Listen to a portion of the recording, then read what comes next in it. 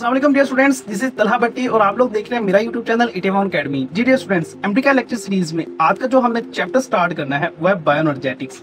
And seriously ये chapter students को नहायत ही मुश्किल लगता है, चाहे वो एफएससी के हो या एमडीकैट दे रहे हो, क्योंकि इसमें काफ़ी मुश्किल टॉपिक्स हैं जैसे glycolysis, photosynthesis, light and dark reaction, Krebs cycle, electron transport chain. तो ये बच्चों को, स्टूडेंट्स को काफ़ी मुश्किल लगते हैं, लेकिन मेरी ये कोशिश है कि मैं आप लोगों के साथ ये टॉपिक नहायत इजी वे में कवर करूं और आपके कंसेप्ट भी 100% क्लियर हों, और आप देखेंगे इंशाल्लाह ऐसा ही होगा। तो if you like my videos तो यार please hit that subscribe button and join our community of motivated learners, और वीडियो को लाइक भी कर दीजिएगा अगर आपको वीडियो पसंद आए। तो चलिए टॉपिक को स्टार्ट करते हैं। बच्चों, आज जो हमने पढ़ना है बायोएनर्जेटिक्स के हवाले से वो है ब्रीफ इंट्रोडक्शन, मतलब कि बायोएनर्जेटिक्स क्या है उसका एक इंट्रोडक्टरी लेक्चर देखेंगे। तो चलिए स्टार्ट करते हैं। बच्चों, बायोएनर्जेटिक्स कहते हैं कि study of energy transformation in biological system, कि मतलब कि एनर्जी के ट्रांसफॉर्मेशन बायोलॉजिकल सिस्टम में। बायोलॉजिकल सिस्टम क्या है? बायोलॉजिकल सिस्टम कहते हैं लिविंग ऑर्गेनिज्म को। किसको बच्चों? Living organism. मतलब कि लिविंग ऑर्गेनिज्म में एनर्जी को ट्रांसफॉर्म करवाना है, मतलब एक फॉर्म से दूसरी फॉर्म में कन्वर्ट करना है। अब बच्चों, ये एनर्जी क्या है? एनर्जी कहते हैं कि कैपेसिटी टू डू वर्क, मतलब कि वर्क, काम करने की सलाहियत को क्या कहते हैं बच्चों? एनर्जी कहते हैं। अब लिविंग ऑर्गेनिज्म को एनर्जी क्यों चाहिए वो हम देखते हैं। बच्चों, इनको लिविंग ऑर्गेनिज्म को एनर्जी इस वजह से चाहिए कि उन्होंने क्या करना होता है? काम करना होता है, टू परफॉर्म देयर वर्क। मतलब कि हमारी मूवमेंट से लेकर डाइजेशन हो गई, मूवमेंट हो गई, और बच्चों नर्व इंपल्स की ट्रांसमिशन हमारी बॉडी में, ये सब चीज़ों के लिए हमें क्या चाहिए बच्चों? एनर्जी चाहिए। एनर्जी रिक्वायर्ड है, हमारे एक एक काम को एनर्जी क्या चाहिए। अब हम वो एग्जाम्पल्स देखते हैं जिसमें हमें एनर्जी चाहिए, हो सकती है हमारी बॉडी को एनर्जी चाहिए। तो बच्चों, एक्टिव ट्रांसपोर्ट आप लोगों ने पढ़ा होगा कि movement of molecule from low concentration to high concentration, यानी कि low concentration to high concentration अगर मॉलिक्यूल्स मूव करेंगे तो बच्चों की मूवमेंट क्या होगी? Active transport. और इसके लिए क्या चाहिए? हमें एनर्जी चाहिए in the form of ATP. Phagocytosis, मतलब कि सॉलिड पार्टिकल्स का सेल ने क्या कर लिया? इंगल्फ कर लिया, उसमें एनर्जी रिक्वायर्ड होती है। पिनोसाइटोसिस, अगर तो बच्चों कोई फ्लूइड पार्टिकल है, कोई ठीक है वाटर पार्टिकल है, उसको क्या करना है? इंगल्फ करना है, सेल के अंदर लेके जाना है, तो बच्चों उसके लिए भी क्या एनर्जी चाहिए। एक्सोसाइटोसिस, कोई प्रोटीन तैयार हुई है सेल के अंदर या कुछ और मटेरियल है जो सेल के बाहर रिक्वायर्ड है, तो बच्चों उसको सेल से बाहर ले जाना, उस प्रोसेस को क्या कहते हैं? एक्सोसाइटोसिस। एंड इसमें भी हमें क्या चाहिए? एनर्जी रिक्वायर्ड है। और ये तीनों सेल के सर्वाइवल के लिए बहुत इंपॉर्टेंट फंक्शन है, प्रोसेस है। तो इन तीनों के लिए बच्चों क्या चाहिए? हमें एनर्जी चाहिए। तो आप देख रहे हैं विदाउट एनर्जी हमारा सर्वाइवल नहीं है। आगे कहता है इलेक्ट्रिकल ट्रांसमिशन नर्व इंपल्सिस में भी हमें क्या चाहिए? एनर्जी रिक्वायर्ड होती है नर्व इंपल्स की ट्रांसमिशन में भी। अब नर्व इंपल्स की ट्रांसमिशन क्यों जरूरी है बच्चों? अगर कोई ब्रेन को सिग्नल देना है तो उसके लिए क्या होता है बच्चों? नर्व इंपल्स जनरेट होना नहायत जरूरी है, ठीक है। तो उसके लिए भी हमें क्या चाहिए बच्चों? एनर्जी रिक्वायर्ड है। और दूसरा मैकेनिकल कंट्रैक्शन ऑफ मसल्स, के मतलब जो मसल्स की कंट्रैक्शन रिलैक्सेशन हो रही है जिससे हम मूवमेंट करते हैं जिस प्रोसेस से बच्चों, उसके लिए भी हमें क्या चाहिए? एनर्जी चाहिए। एंड फिर मूवमेंट ऑफ फ्लैजेला। अब फ्लैजेला हमारी बॉडी में क्या होता है बच्चों? आपने स्पर्म सेल्स में क्या होता है बच्चों? फ्लैजेला होता है। मतलब लेट्स सपोज के ये क्या है? स्पर्म है, ये स्पर्म की क्या टेल है, और ये किससे मिलकर बनी थी? फ्लैजेलन प्रोटीन, ट्यूबुलिन प्रोटीन से, सॉरी। और ये क्या है? फ्लैजेला है। तो बच्चों फ्लैजेला स्पर्म की मूवमेंट में हेल्प करता है, तो फ्लैजेला की मूवमेंट के लिए भी हमें क्या चाहिए? एनर्जी रिक्वायर्ड होती है। बच्चों ये सारे प्रोसेस सेल के सर्वाइवल के लिए नहायत जरूरी है, तो विदाउट एनर्जी हमारा सर्वाइवल पॉसिबल ही नहीं है। तो एनर्जी हमारी बॉडी में नहायत क्रूशियल रोल प्ले करती है। तो आगे हम थोड़ा सा देखते हैं कि लॉ ऑफ कंजर्वेशन एनर्जी, मतलब अगर एनर्जी बढ़ रहे हैं तो एनर्जी के बारे में भी थोड़ा सा पता होना चाहिए। तो वो क्या है? उसके लॉ पढ़ते हैं। लॉ ऑफ कंजर्वेशन एनर्जी क्या कहता है? वो ये कहता है कि energy can neither be created nor be destroyed, it can only change from one form to another form. वो कहता है कि एनर्जी को ना ही पैदा किया जा सकता है ना ही तबाह किया जा सकता है, बल्कि इसको एक फॉर्म से दूसरी फॉर्म में तब्दील किया जा सकता है। अब ये फॉर्म्स क्या है एनर्जी की बच्चों? विंड एनर्जी होगी, हीट एनर्जी होगी, सोलर एनर्जी होगी, केमिकल एनर्जी होगी, मैकेनिकल एनर्जी होगी, इलेक्ट्रिकल एनर्जी होगी। ये सारी क्या है बच्चों? फॉर्म्स ऑफ एनर्जी है, मतलब एनर्जी की क्या है? अशकाल है, ठीक है।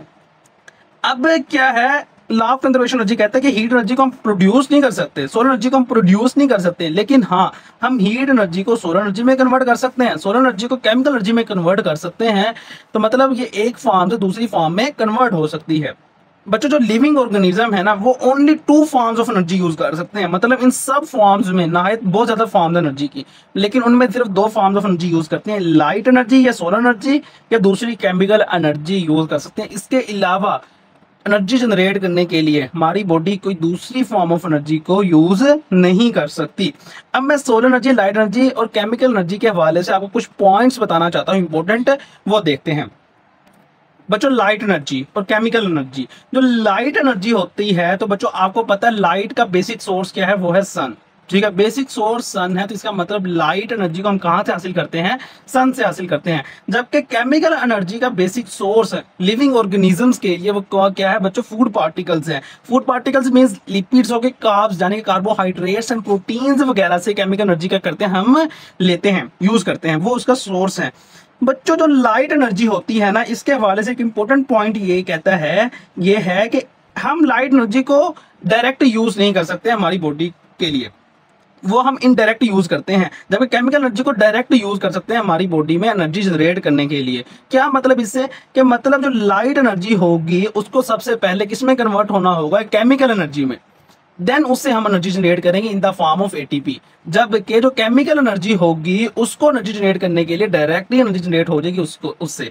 एंड जिस प्रोसेस से केमिकल एनर्जी जनरेट करता है उस प्रोसेस को क्या कहते हैं, रेस्पायरेशन। मतलब for use of chemical energy हमें कौन सा प्रोसेस करना पड़ता है, रेस्पायरेशन का प्रोसेस करना पड़ता है।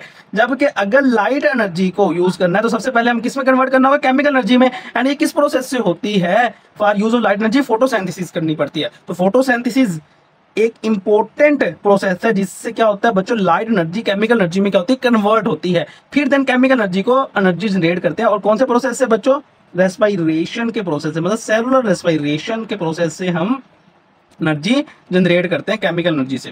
होप सो आपको इन पॉइंट्स की समझ आई होगी। अब हम देखते हैं फोटोसिंथेसिस एंड रेस्पायरेशन का थोड़ा सा देखते हैं कि वो क्या है।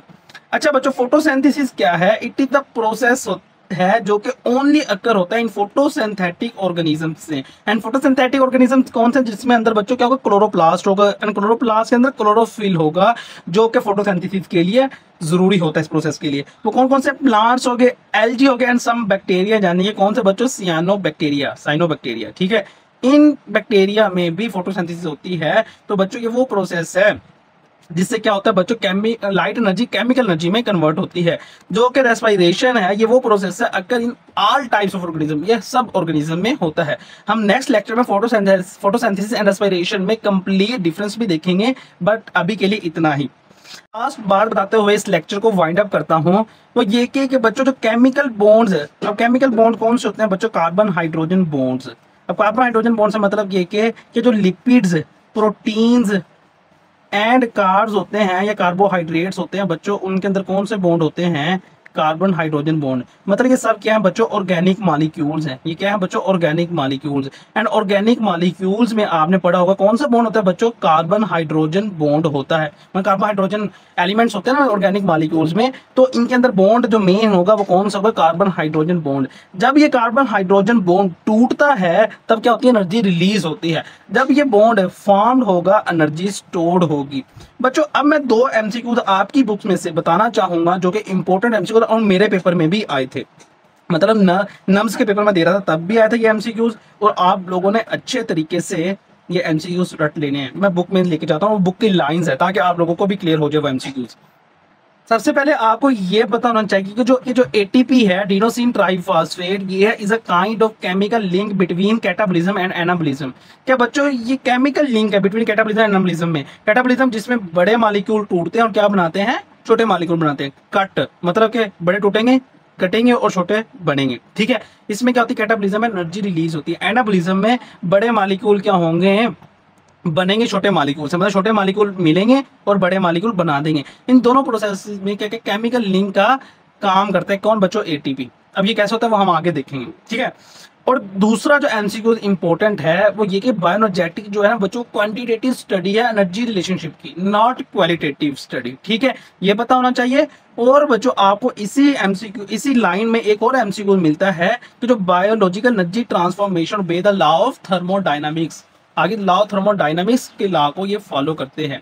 तो होप सो आपको समझ आ गई होगी इस लेक्चर की। If you like this video please hit that subscribe button and join our community of motivated learners and मिलते हैं नेक्स्ट लेक्चर में। अल्लाह हाफिज़।